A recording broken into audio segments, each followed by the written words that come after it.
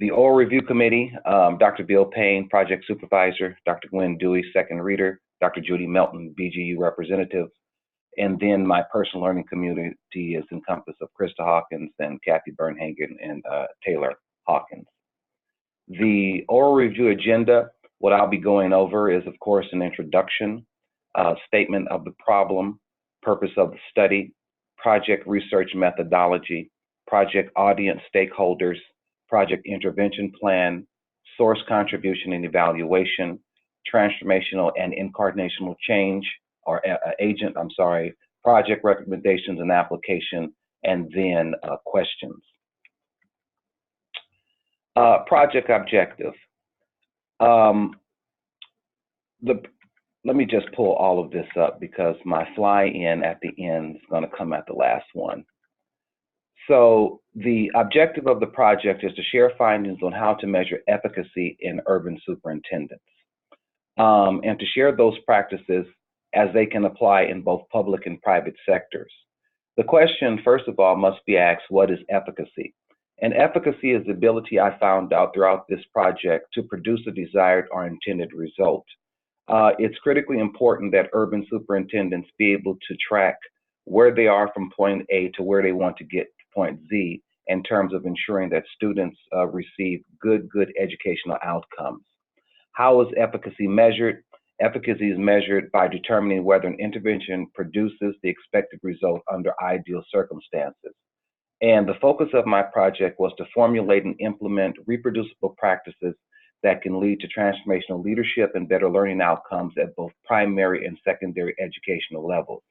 However, I don't think that this is just particularly focused just in that area or can just be used in that context. But transformational reproducible practices can also be used in other contexts and other areas, such as different areas of business. It can be used in higher education, community colleges, universities, and so forth. And these best practices displayed by transformational school superintendents. So the research project addressed this focus as follows.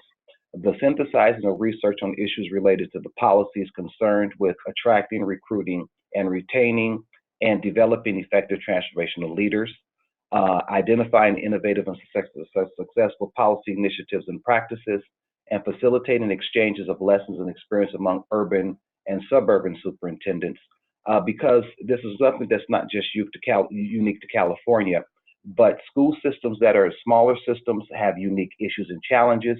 Larger systems have unique issues and challenges. However, these practices can converge to ensure that everyone that gleans from best practices can have successful outcomes. Next slide. Statement of the problem relative to the project.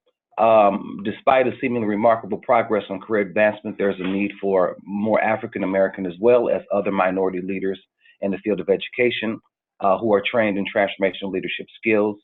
The study investigated the barriers that existed in the development of leaders and was also designed to provide an understanding of that influence.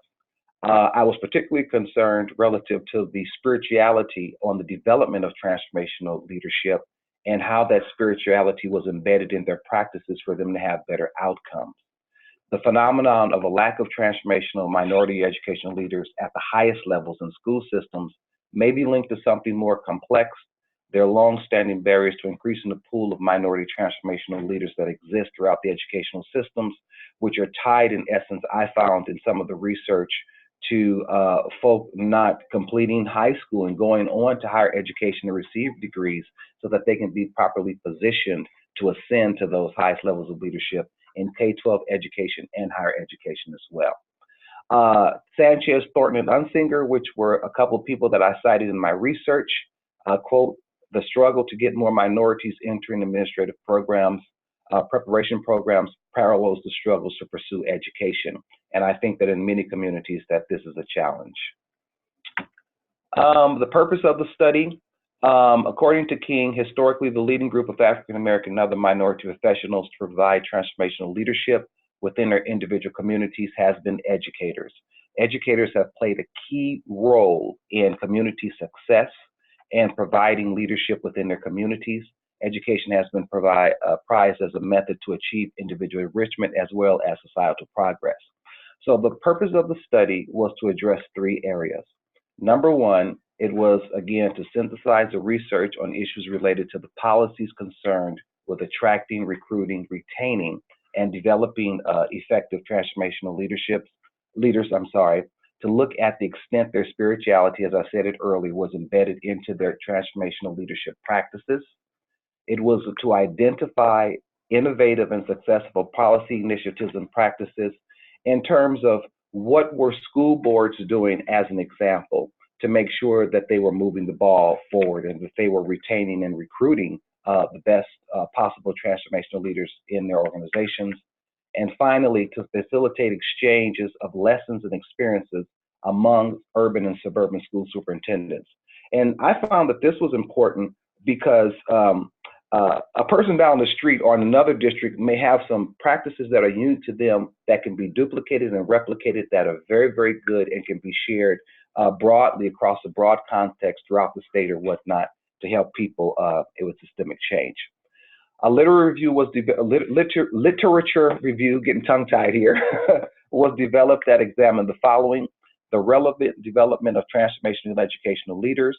My lit review also examined and interpreted the results of this convergent study of African American and other minority educational leaders. And finally, it reviewed the dynamics of embedded spirituality, particularly as it relates to transformational leadership.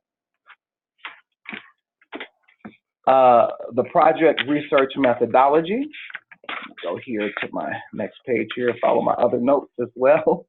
The research used was a mixed methods approach to gain understanding of the superintendent's leadership traits as related to their transformational leadership practices, which I really feel was was crucial for their success in carrying out their leadership duties. Mixed methods research is a methodology for conducting research that involves collecting, analyzing, and integrating quantitative, such as experiments and surveys, and qualitative focus groups and interviews. A quantitative approach was used in the gathering of data using a survey comprised of closed-end questions that I sent out to the superintendents, and they responded accordingly. The research questions were: how do African American and other minority education leaders engage in constructing, defining, and assessing transformational and servant leadership? Also, what obstacles or barriers, if any, affected their path to leadership positions? What extent, again, was their spirituality embedded into their transformational practices? I want to add here that I also found, relative to when I was going through the research piece component, was that traditionally in organizations we have a pyramid structure where at the head or the top of the pyramid is the leader. It could be the superintendent, the deputy superintendent. The chart flows down: assistant superintendents, associate superintendents. You could have chief executive officer, assistant chief executive officer, vice president, manager, and so forth. One of the components one item that is very critically important that I've seen in the research is that we have to take the pyramid and flip it, where at the bottom is the leader that serves the entire organization. And I just thought that that was really phenomenal when I was going through these studies, to really get into deep what transformational leadership was, and that the leader in essence becomes the servant, to allow people who are the practitioners within the organization to be free to do what they need to do in their assigned areas for better organizational outcomes. And that was really phenomenal to me. Some of the research limitations, and I found that there were research limitations. One of the greatest limitations in the research was the geographic and group time constraints. I had engaged superintendents in Northern California. I had a person in Northern California, Central California, and Southern California. And so with everyone's schedules, and we weren't able to come together, like meet once a week. So one of the limitations of the research was geographic and time constraints. Another limitation was the lack of participation from superintendents who received my initial participation request. I sent out letters and emails and identified 30 individuals in the state out of 1,100 school districts. We only have about 30 minority superintendents. and I only received 4 out of the 30 responses, which resulted in a 13% response rate. So that was a limitation of the research. And then finally, after analyzing the data from one of the individuals in the smaller school systems, some of the stuff was not generalizable to public agencies with larger employees. I had a person who had an ADA, which is an average daily attendance of about 5,000, to one person had 23,000, over 23,000 kids per day in a large district. So that was some of the limitations that I saw. And then self-reported data from the participants. There were a couple of the open-ended survey questions that folks just didn't want to answer. So that was a limitation as well. And then experience and interests were, some of the participants may have had an adverse effect on their answers because of their own personal interest or personal experiences and what they felt was important to them. Project audience and stakeholders. The primary audience was educators. I'm hoping that this research project, that educators will read it, will glean from it, that they'll be able to look on Baki's website and see that it's a good, solid piece of research, that they can take this and put into practice some of the ideals and thought processes that came out of it. Another member of the primary audience is government officials. State education government officials, even federal government officials, educational professional organizations such as the Association of School Administrators, the American Association of School Administrators, the American Association of Public School Superintendents, the American Association of School Business Officials, and so forth. Publicly elected governance boards, where they can use some of the data in this dissertation to implement best practices for their organizations. And then finally, the project audience is the parents and other researchers, people who are looking for best practices and something to glean from as well. Primary stakeholders are comprised of any person or group with a vested interest in educational outcomes for schools, positive outcomes, which include but are not limited to life, success, and potential of students and their families. And I like something that I had saw in my when I was going through my paperwork relative to what Baki articulated, was as well as those who will contribute funding, content expertise, access to information, and other resources. So I thought that was great to add as well. Next slide, project intervention plan. I have 2 slides on this. So relative to my intervention plan, discussions were held with the superintendents on how to produce more quality educational opportunities. And I'm happy to say that I have worked with one of the superintendents who's in Northern California at a very, very big, the largest city in Northern California, where I was able to consult with her already and to identify, she was targeting organizational change because she had some leaders, some teachers, some people on her team who just did not seem to be vested, I mean, really to have a passion to be transformational servant leaders. So I was able to help her to walk through that, and she's implementing some things to make sure that there are changes in their system. The intervention plan also, go back to that, caused me to gain the participants' views of the effects of leadership partnerships, and organizations can use the intervention strategies as a way to work toward their predefined goals or to deal with unforeseen circumstances that develop in their organization. The specific aspects of the research in the study and intervention plan were as follows. One of the things that I discussed with the participants was that they had to devise a short range and long-term plan to establish a clear set of objectives and goals. Number 2 was that it was important, I shared with them, to use data tracking to track information on the organization's behavior, like frequency, time, patterns, and resulting consequences. So let me just kind of drill down into that a little bit. When we're talking about data tracking and organizations' behavior, frequency deals with the amount of time that they're going to frequently engage their stakeholders in discussions, in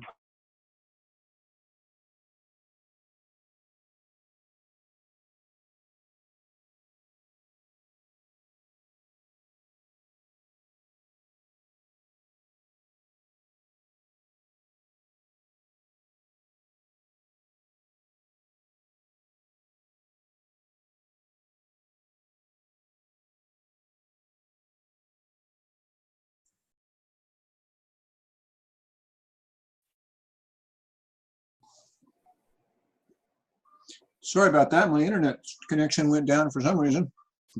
Oh, okay. I'm back with you. So do you want me to roll back or continue from this point? You can keep going, yeah. Judy and Gwen Okay. can fill me in. Yeah. Oh, okay.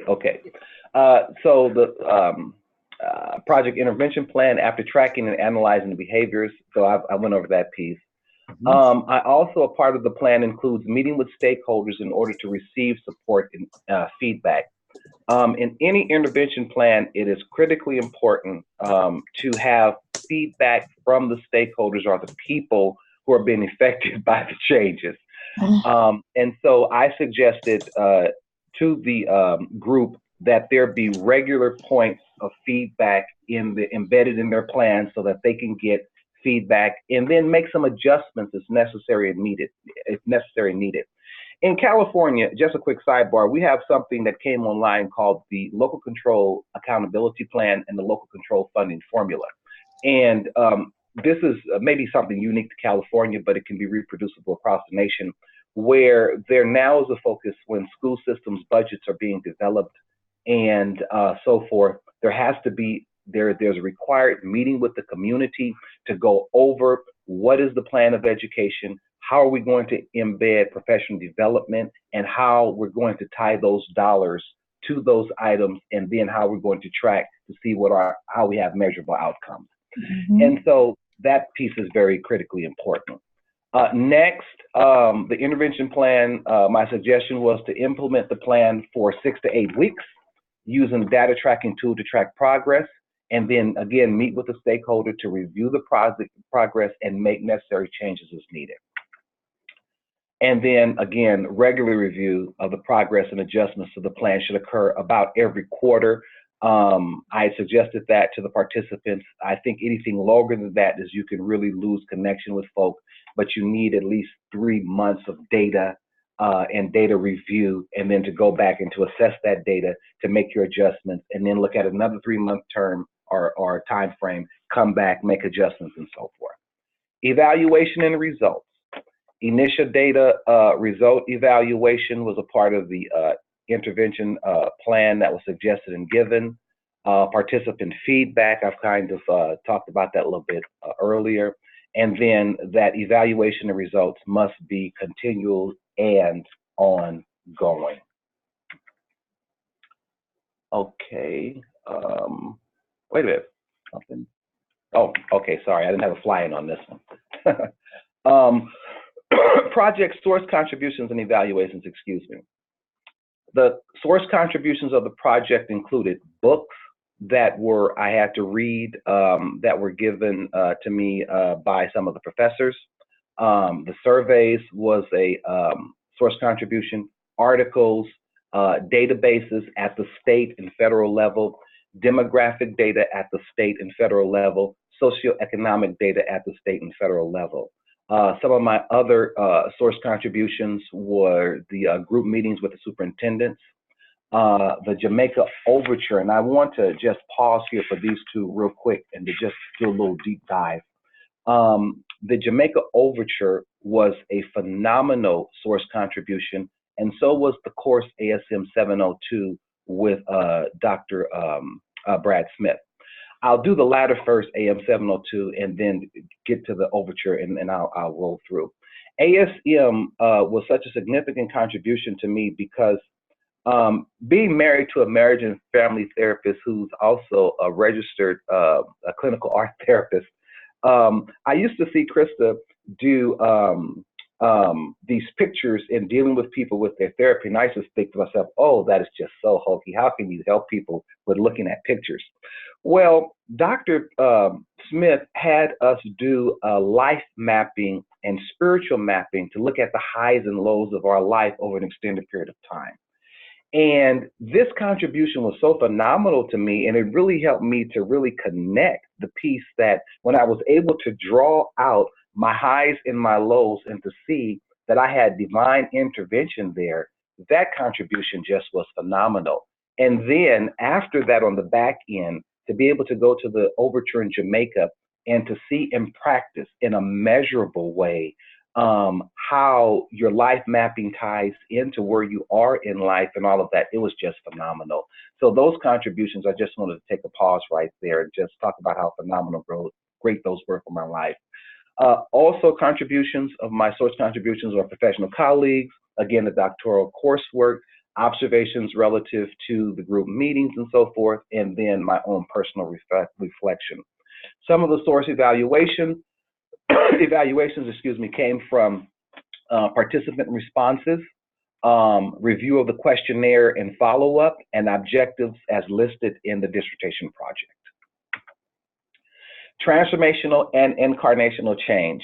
According to Hirsch, and I want to read this, incarnational ministry is the immersion of oneself into a local culture and becoming Jesus to that culture. Incarnational ministry seeks to dispense with ministry from a distance.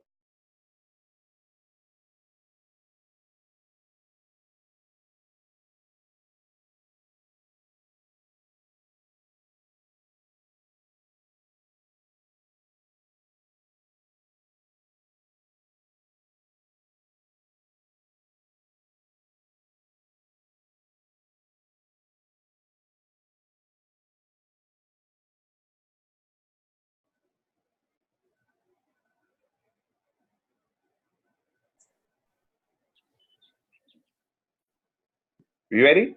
Oh. Yeah, I'm back on. Yeah, if I Oh, cut okay. in and out, just don't worry about it. Just keep pressing on. Oh, okay, okay.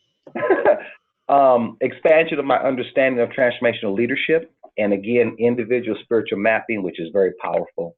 And then it establishes the foundation for further research and access to various platforms, along with cultivating of a greater passion in transformational servant leadership, and how I can take what I've gleaned and learned and understood to another level. Next steps regarding incarnational change is for me to continue engagement and training with the focus group. I've already worked with one of the superintendents. I also have in my local area, a phenomenal door has been opened for me where about 8 of the local superintendents and assistant superintendents have asked me to lead out some meetings with them regarding best practices for their school districts, which means that I'll be able to do some consultancy. And really, really, I've been talking to people about transformational servant leadership and transformational leadership. And they're like, wow, I've never heard of this term before. And so I think that that's phenomenal, a part of my incarnational change, being the message and living the message rather than preaching the message. And expanding engagement to include other leaders. I've kind of alluded to that earlier. And then exploring new opportunities and connections across various industries. Recommendations and applications. Oh, wait a minute. Did I go back to the wrong screen? Oh, sorry about that. Something happened here. Yeah, we already went over this. I don't know what happened. But that's some of the project recommendations. Oh, and applications. Again, devising short and long-term plans to establish objectives, creating and implementing plans to achieve goals and promote continuous and sustainable improvement, working in collaboration with the school board, and to monitor and evaluate progress and revise achievement plans. Some of the recommendations of the project and applications also I shared with them was to collect and use data to identify their goals and to assess organizational effectiveness and promote organizational learning, to promote understanding, appreciation, use of the community's diverse cultural, social, and intellectual resources through community meetings. So those were some of the recommendations of the project, And then the application to this project and other similar situations as well would be to establish the direction that others in the organization will follow, staffing the organization with the right people. A lot of times I tell people you have to have the right people on the bus, and you have to also be willing to have those conversations that may come up when it may not be on the journey that we're going on a good ride. You may need to go get off and get on another bus. And so that requires complete knowledge of the organization and competent people in the right positions. And then one of the applications also dealt with them or sharing with them to maintain a commitment to collaborating with each other and working with me as a researcher and a consultant, if they were comfortable with it, to help them to realize better outcomes. No one person is an island. No one person knows it all, and we have to glean from each other's experience. We have to pull from each other's depth to be able to help us to get to where we need to be. And then concluding, engage in discussions relating to organizational best practices over the next year was one of the applications of the project. And then additionally, the group committed to reach out to each other and to reach out to other superintendents to join a focused support group in direct response to some of their further questions raised upon engaging in this project.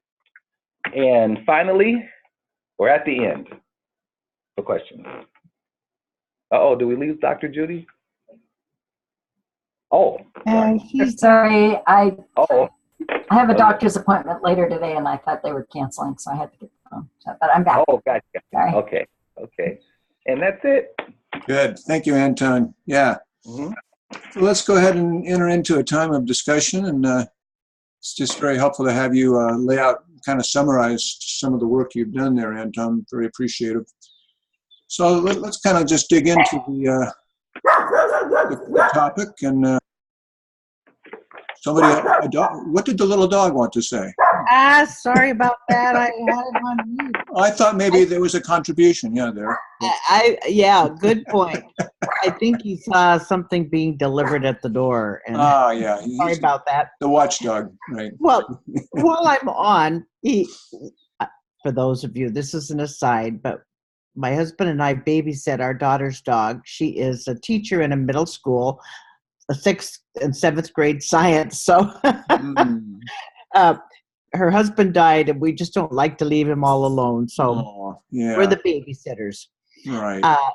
But anyway, while I have you on this, I have to say that I was really interested, and great work, Antoine, because I believe the superintendent's role is one of the most difficult jobs you can have. It looks like you can hear. Pardon? Can you hear now, Antoine? Can he hear? He said he couldn't hear. Oh. Yeah, you're coming through okay. Timeout. Is your... So I think maybe his own speaker. I don't know what happened. Thank you for mentioning. You're welcome. I saw him doing, Okay, sorry about that. My phone cut off. Yeah, we're so dependent on technology. Sorry about that. That's okay. Yeah. Anyway, Antoine, I was just saying that I'm really proud. I think the superintendent's job is one of the most difficult jobs anyone can have. I was a little amazed. California is a lot different than Washington. You said you had 1,100 school districts. When I did my dissertation work at the UW, and there still are, we have 294 294 school districts in the state of Washington. So it's quite different. But I'm really pleased that you had a variance in style. Are you in northern? I don't quite get where Lancaster or where you live. Are you in central or southern? So Lancaster is in Southern California. It is a part of Los Angeles County. It is it's the largest metropolitan area in the Northeast before you start going towards like Bakersfield, heading up towards Fresno. So that's where we live. I work, however, my job is about an hour and 10 minutes away. I work in a school system we're about maybe 10 miles east of the city of Los Angeles proper. So I work in an urban school district system. Very good. High poverty. What's the student population that you have? Sir, so our student population, we serve 3,900 K-12. We have about 500 early Head Start. And then we also serve an adult school where we educate, adult learners who are going back for high school diplomas and stuff, 4,200. Okay. The school district, and some of it, Washington really varies in size. The school district where I served, we had 24,000 students.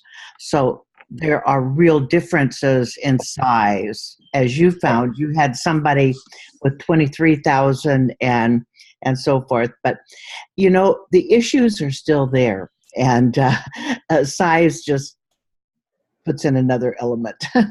But I wanted to know, did you, out of 4, why do you think only 4 responded? You know, I don't know. I was very, very surprised, to be quite frank. I'm a part of a couple of, well, in California, the biggest umbrella group for school administrators is the Association of California School Administrators. I'm a member. I'm Right. also a member of the 2 of the large subgroups.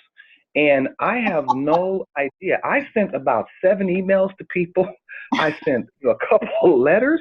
I don't know if it was just that they were just too busy. I kind of suspected that some people were concerned that they because the questions were hardcore questions. I kind of feel, you know, they were not surface questions regarding the survey, that maybe people thought that I would publish, you know, their names or something. So they just put in there would maintain confidentiality. I don't want to get anybody in trouble. Right. But I don't know. I don't Yeah. know, and it was really disappointing, to be honest with you. that I didn't have a Yeah, good that's what I thought you must have felt, because, you know, I know that as a superintendent and as a leader in a school, you know, there's so many collegial groups, and I thought maybe they would just do it because they knew of you. But anyway, but the data was good. So out of the 4 that did answer, you probably said it in there, and I just overlooked it looking down through. Were they were others African American or Hispanic, or what was their? Yes, I had a Hispanic individual and African American individuals.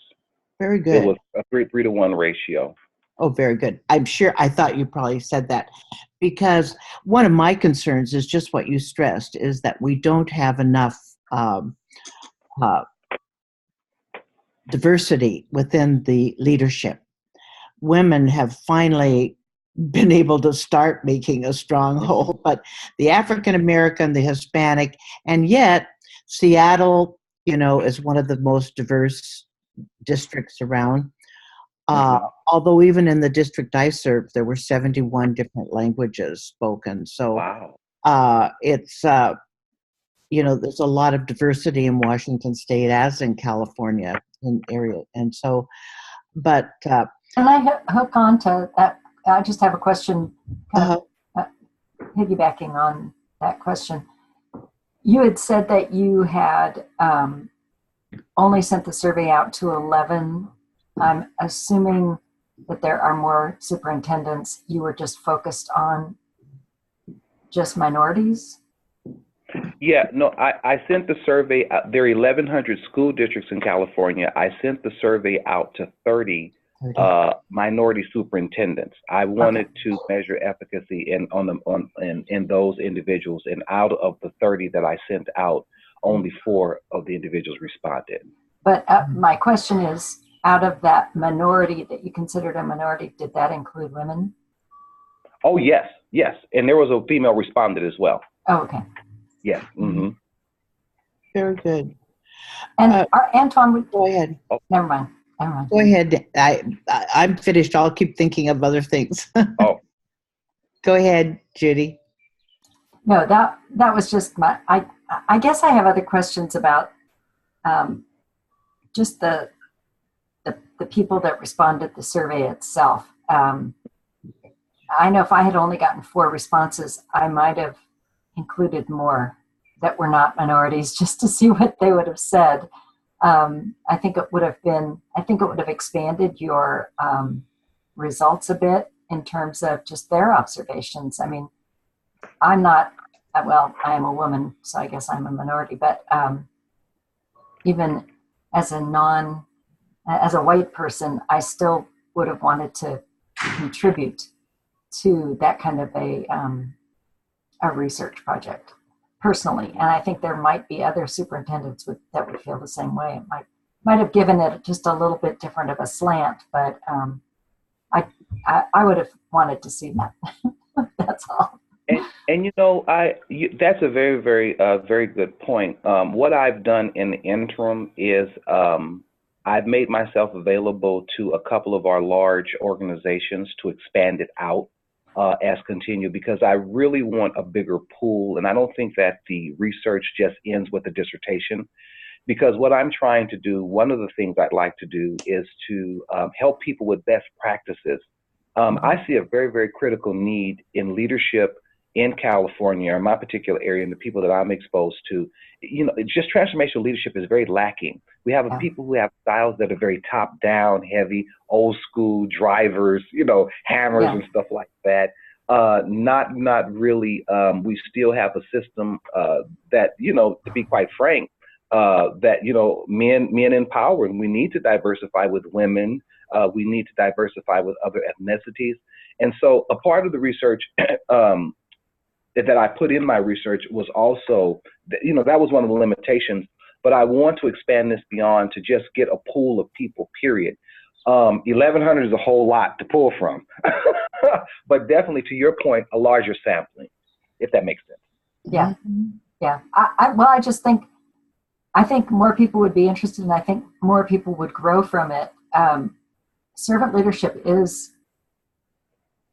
hard for some people to accept and to adjust to. It is a different paradigm in terms of leadership, but it is catching on in non-Christian, non-religious places as something that does make a difference in organizationally, not even necessarily education in the educational sector, but it just seems to me that you may have pulled in a lot more diversity just by doing that, because even though you may have a superintendent who is a white male, they may have people working under them who are minorities who would benefit from having a superintendent who is a servant leader. So that would be kind of my main. And I think that's a great point. And so to that point, what has been offered to me and presented for the next, what we call the next cycle, we start our school year is, not school year, but our fiscal year is July 1 to June 30th, and then school normally starts about August and goes through May or June, right? So I've already been invited to do some presentations and to bring my research to the CASBO and also to AXA. So that is awesome. Just people. Yeah. So I'm really looking forward to that. I'm very excited. That's awesome. Yeah. Cool. Very, very excited. Yeah. Very cool. Very good. I had kind of another question following on now that you clarified that they were minority superintendents. I wanted to know, I was especially interested in your question on spirit. How does your spirituality affect your leadership? And I think this gets down and very closely related, of course, to the servant leadership. And I was so happy to see that you quoted one of my favorite people that I have met, Parker Palmer, who is definitely influenced. I used his book in teaching school principals at the university and everything. I mean, that is something I feel that is so important. But I was surprised that two people just totally of the four, rejected the concept. And so my question, 50%. So my question really is, was there something about the word spirituality that turned them off and they were afraid to mix their faith with work? I don't know if, and that's a very, very good question, because it surprised me as well. I wondered, I think it may have, honestly, I think it may have, because I think that for some folk, they're afraid of the word, they're afraid of the term, they're afraid of bringing God or bringing any spiritual concept into the workplace. And to me, it's needed. You need some higher consciousness, higher power, whatnot, in order to help you do the right thing. And I don't try to beat people over the head, in my work setting with spiritual dynamics. I'm really, really focused on living it in order for people to see it manifest. However, conversely, the person who I've worked with at the large, the lady, at the large district in Northern California. Uh-huh. She is very spiritual, and she lives spiritual practices. And so, it's really, really amazing how she really has a heart for the kids and the children, and she's willing to embrace a different type of organizational change in order to have better outcomes. And she's trying to embed transformational leadership in those practices in her organization. Since this project and me working with her, she's let one person go. They had a very tough conversation, and the person felt that she was too hokey and being too religious. And she said, no, this is just my practice, and this is what I'm expecting my leadership team to also live and to manifest. And so, to your question, yes, I think that term scared some folk off. words are sometimes very, very well. They're always critical, but that is. I kind of thought that might have been, because really, when I look around and my experience, and I would say most people, most superintendents and principals are people of some faith. Now, whether they're Christian or not, but they have, a faith in a higher, and it affects their behavior. So I was very interested in that. Oh, yeah. Go ahead. Thank you. But I thought words might have done it. Yeah, I think it did. It scared them off. Uh-huh. Yeah, this is Bill, Anton. Did that topic come up in the online focus group, spirituality? Yeah, I talked about it, and as a matter of fact, one of the individuals, he is from Central California. I remember him specifically because we had even another conversation regarding his response. He just seemed to be, his thought process was he didn't think that was a necessary topic. What does his spirituality have to do with positive outcomes as a transformational leader? And I was thinking to myself, well, that's different. Yeah, we take it for granted, but yeah, we need through another perspective. It's helpful for us to hear that. Yeah. Mm-hmm. Yeah. Yeah. So yeah, it did come up. But the other three, because it was a 50%, like Dr. Dewey had said, but the other, so then I had a 3-to-1. When we started talking about it, one of the other gentlemen was like, well, that kind of makes sense. I need to have some type of, because what I did was I repositioned it. I said, kind of think of it as, what is your moral compass? That's, yeah. Right. That would be helpful. And that was like, oh, I didn't think about it like that. Yeah. Right. Uh-huh. Yeah, that's very helpful just to kind of rephrase it. In terms of the concept of transformational leadership, as you both through the survey and through your focus group, could you maybe just kind of summarize what do you think was the main perception by the people that you've worked with so far, what transformational leadership really is? To summarize it in a nutshell, I think that they gleaned that transformational leadership is leading by example. It was really kind of deep, actually, because we had some follow-up conversations. It was leading by example to them. It was also a part of it came not only leading by example, but transformational leadership. They found it to be servant leadership, that as a transformational leader, they became a servant leader. And then we even had a deeper discussion, three of us, the one person, he was off in La La Land. But we had a different discussion because then I started seeing a concept came to me. There has to be something after transformational leadership. And we discussed transcendent leadership, which is a whole nother piece of beeswax. And so that came out of it, is that's what they viewed it as being a servant to an organization, being a servant to the group or a group of people that they have responsibility for, to make sure that they have good outcomes in whatever area or domain that they're working in. And I don't think it's just something particular, this leadership modality to school systems, but organizations, period, just across the board. Okay, yeah. I mean, yeah, for me, yeah, the main characteristics of transformational leadership are, yeah, as a leader, I'm concerned about the the organization, the Mhm. effectiveness, the efficiency, the work of that organization, but also equally important is my concern for each individual person on the team, Yes, yes. for whom I've been given any kind of responsibility. That sort of transformational leaders are focused on the people, and that they are becoming all, if they use the term God, great. If not, all that God would want a person to be, or all the potential that a person can become. And it seems to me that's a key factor that needs to be involved in transformational leadership. And Dr. Payne, there was something else that came to me out of our conversations was they seem to, after the discussion of transformational leadership and what that looks like and what it is, they seem to have or sense a greater weight of responsibility, which to me was it was interesting. And so when we were discussing, well, what do you mean a greater weight? I'm like a prober. What do you mean a greater weight, heavier? So I have a responsibility to make sure that people are taken care of, that they feel valued, that they feel respected, that they feel empowered, and that I'm their servant. And I thought that was phenomenal. Yeah, that was right. phenomenal.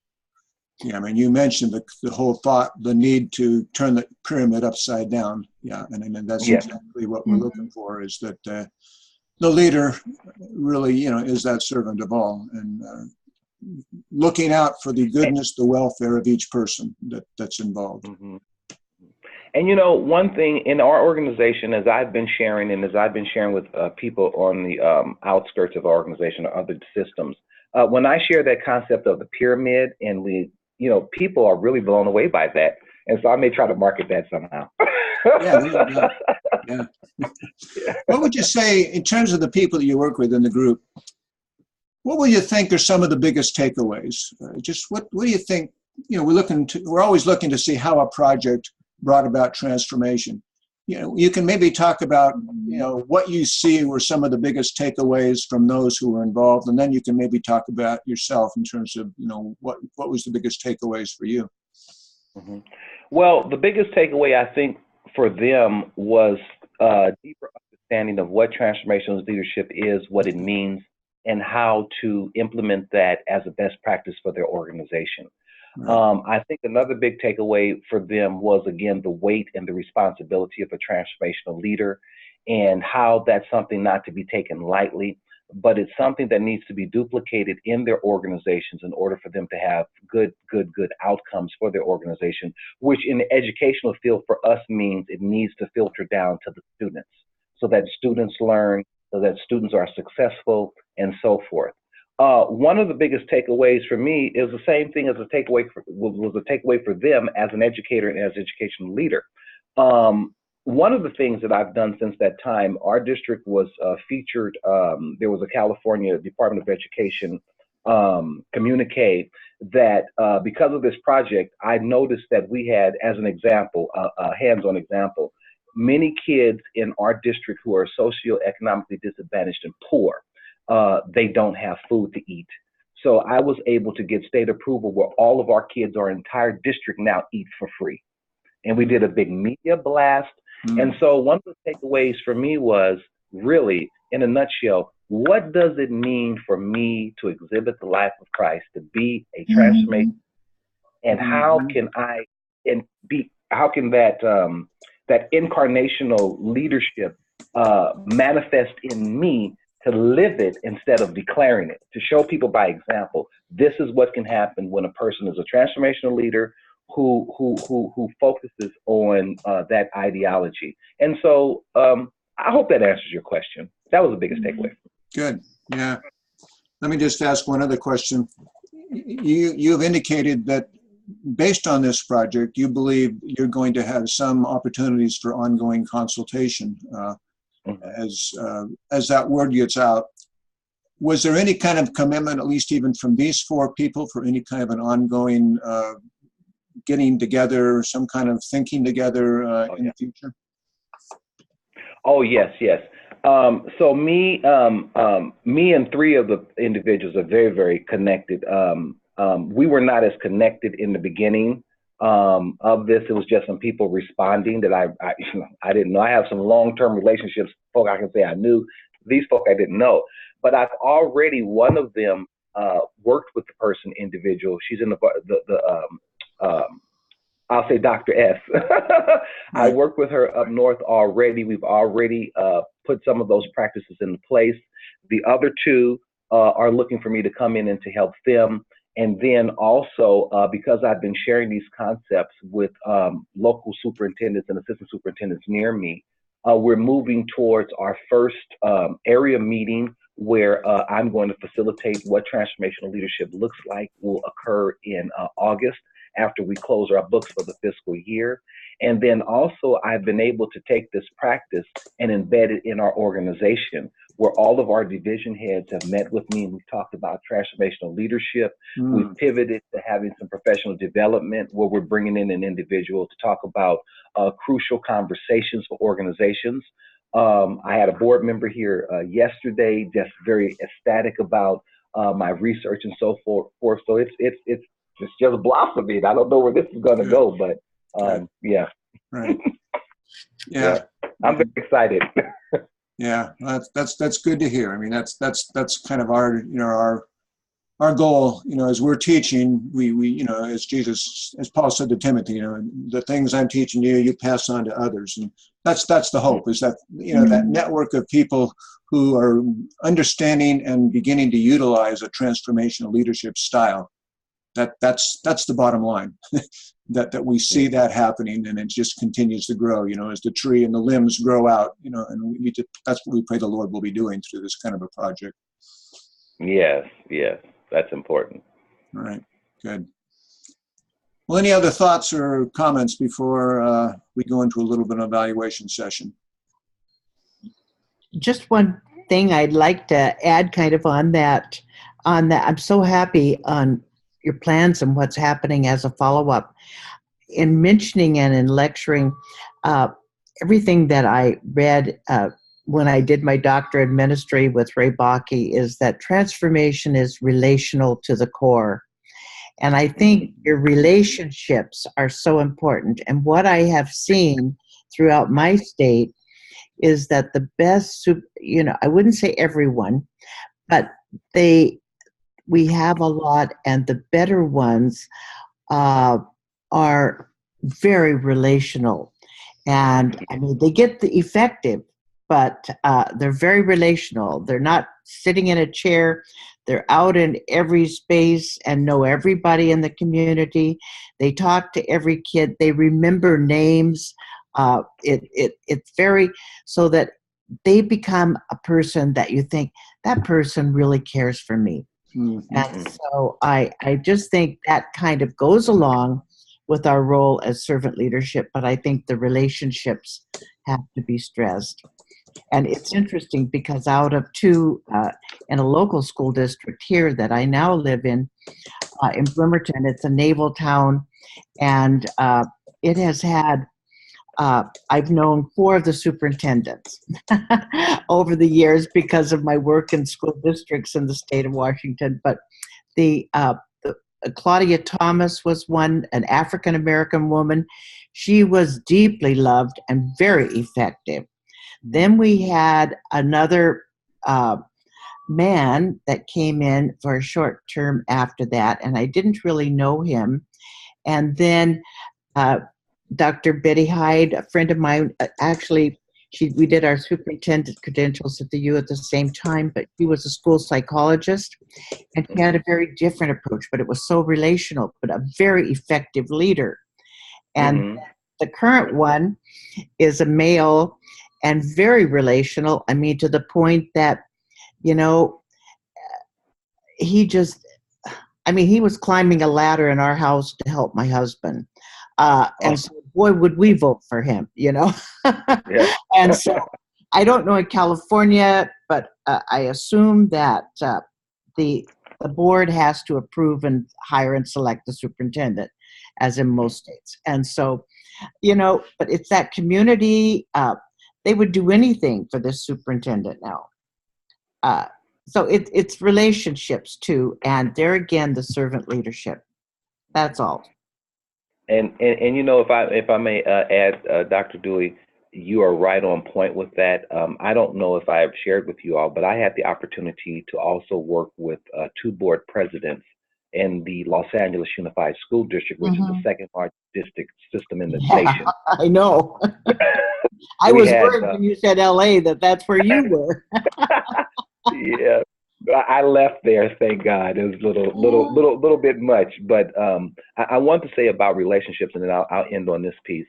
Is I had the opportunity to work with one, two, three, four superintendents there, five Mhm. superintendents there, and the one that really stands out is we had Governor Roy Romer from Colorado as our superintendent. You're talking about a school system with over 100,000 employees, Yeah. 700,000 K-12 kids, 100,000 adult learners, a $10 billion budget. But he would walk that room and he would say, you know, hi, so-and-so, how are you? And how did your Mhm. kid graduate? And I was like, how is this guy? Is this like, Uh-huh. but you know, it was in him. You Right. can't fake that. Right. But you're talking about relationships. And then I had some who, you know, it was like the king on the throne. Yeah. Yeah, so you have Thank some you. very salient points.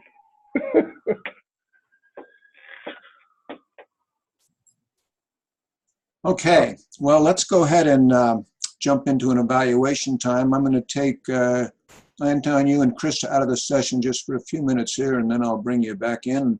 Your screen will just say you're on hold or something like that. Oh, okay. So hold on a second. Okay. While you're doing that, I'm just going to slip and get a glass of water. I can hear you, but I need a drink of water. Go ahead.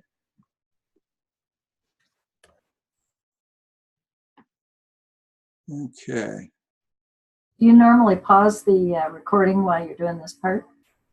I'm supposed to. I forget half the time. That's why I had to go back and do editing in some meetings.